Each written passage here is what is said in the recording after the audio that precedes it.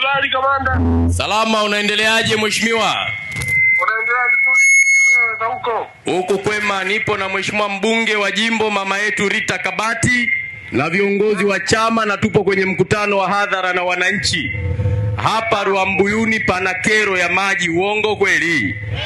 Sasa wanataka kusikia kauli yao. Kuna mradi huko, tunashukuru mnaujenga vizuri na RUWASA wanausimamia vizuri, lakini unahitaji fedha. Tunaomba fedha zije ili maji yaweze kutoka kwa watu wa Ruambuyuni hapa mheshimiwa.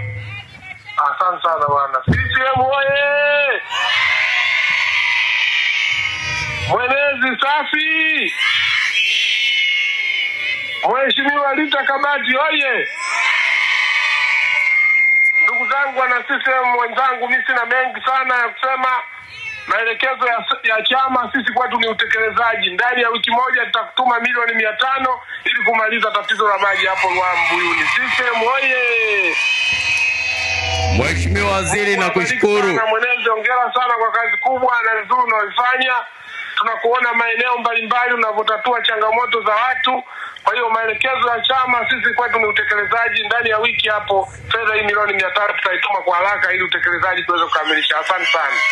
Mheshimiwa Waziri, tunakushukuru na tunakupongeza kwa kazi nzuri na kubwa unayoifanya katika nchi hii. Mungu akutie nguvu, tunakuona. Tunakutakia kila laheri. Asante sana mkuu wangu. Wana Ruambuyuni hoye. Hiyo kazi ni njema au ni mbaya?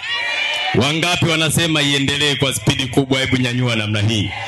Kwa hiyo wiki inayokuja fedha ya maji Mheshimiwa Rais atatoa kwa watu wa wilaya hii ya Kilolo. Na kazi mtaiona na maji yatatoka hapa. Chama hiki ndo kina serikali. Kikiagiza ni utekelezaji.